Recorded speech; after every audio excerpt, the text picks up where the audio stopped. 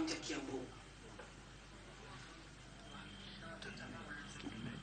Na hiyo kama chini ya uongozi wa governor tunajua na tunaelewa, na kwa hivyo tumepea hii idara imepewa kipao mbele katika kuboresha na kuimarisha huduma ya afya katika Kiambu.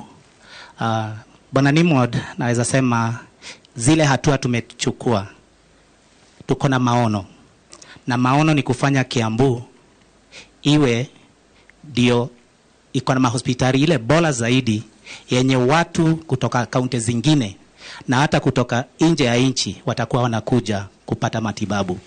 Na hii Bwana Nimrod, naweza sema hii sio ndoto peke yake.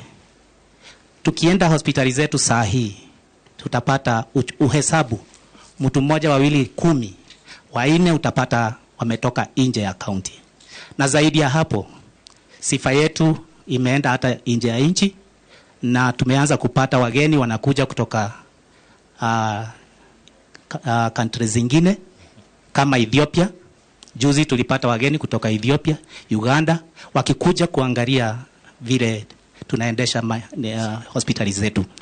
Nikiongeza vile governor amesema, wakati tuliangalia tukaona kuna pahali ambapo watu wanaenda bali kupata usaidizi.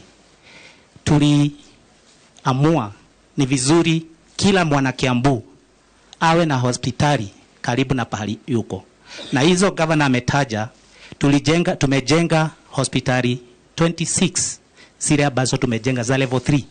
Na nitazitaja hapa ndio wale wanatusikiza wanaweza dhibitisha kama ni za kweli. Lakini kabla hujazitaja, wacha tuchanganye maswali kutoka kule waliko kina Mashirima, alafu unimalizie kwa haya, alafu gavana naye apate nafasi ya kuendeleza. Christine.